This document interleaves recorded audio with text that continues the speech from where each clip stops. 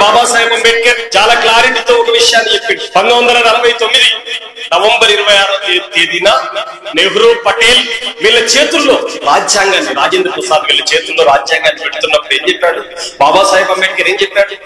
ఈ రాజ్యాంగం అమల్లోకి వచ్చి 75 ఏళ్ళు అవుతుంది. అంతకు ముందే చెప్పాడు.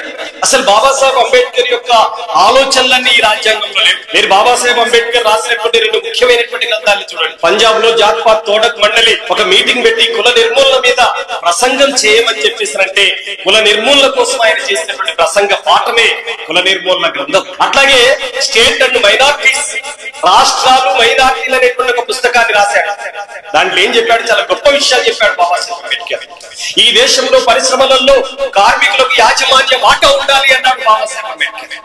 ఈ దేశంలో ఉన్నటువంటి మొత్తం భూమి జాతీయకరణ జరగాలన్నాడు బాబాసాహెబ్ అంబేద్కర్. ఆ విషయాల్ని నెహ్రూ ప్రభుత్వం అంగీకరించలేదు రాజ్యాంగంలో పెట్టడానికి. అందుకే ఈ రాజ్యాంగాన్ని